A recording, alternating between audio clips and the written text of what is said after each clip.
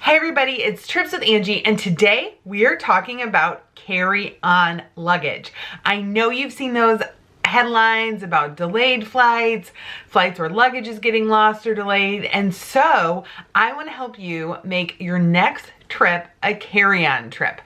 So the one challenge a lot of people have is what to do about liquids. So remember, if you're flying out of a US airport, TSA requires that any of your liquids be in a container 3 ounces or less, and all of the liquids you have to fit into a quart size Ziploc bag.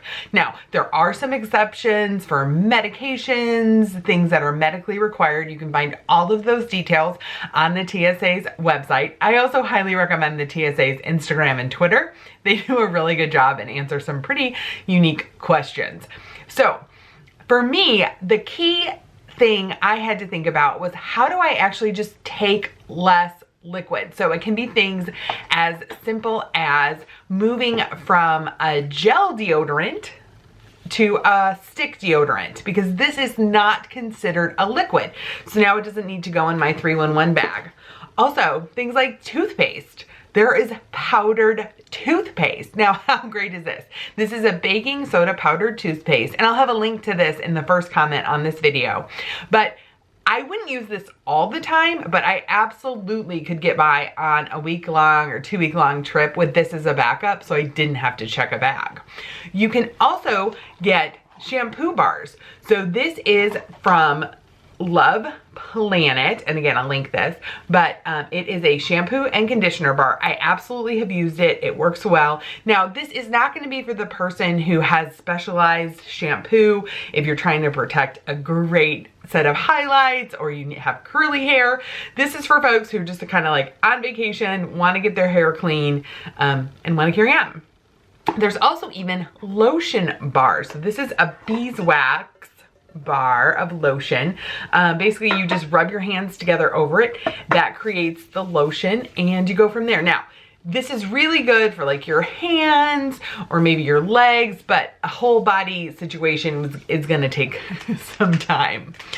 You can also move your sunscreen from liquid to solid. So they have sticks. This is a very little tiny one for your face, but they also have larger ones for waterproof, high SPF sunscreen. Again, this moves a liquid out of your 3-in-1 bag.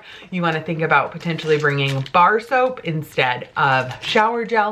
And then they even have little laundry sheets you can buy that if you want to hand wash things in the sink, again, just to help you bring things into a carry-on. So thinking about, how can I move something from a liquid into a solid?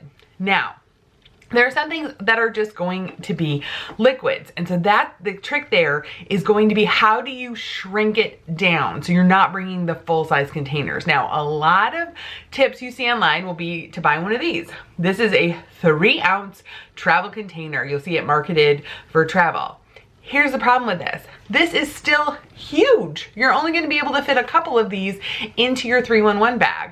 And spoiler alert, you actually don't use 3 ounces of product that often. So what I found were these little tiny pots, and again, I'll link it, these little tiny pots, and I just tested this. I can fit 3 weeks of my face wash, washing my face in the morning and at night in here. I can fit 3 weeks of foundation in one of this size, and then also 3 weeks of heavier lotion I use in the morning and the night. In this tiny one, I can use 3 weeks of my face serum, my facial moisturizer for the mornings. Now, these pots will not work for serums. So if you have the very liquidy serums, I tried it, it leaked all over. But they do work for most things because they have this, and you're gonna wanna look for this if you're gonna order these. You want ones that come with this little thing here that will help seal it up. So that creates another protection. Just like when you buy creams and things from the store, they have these little extra tops that are inside the cap that helps keep it from leaking.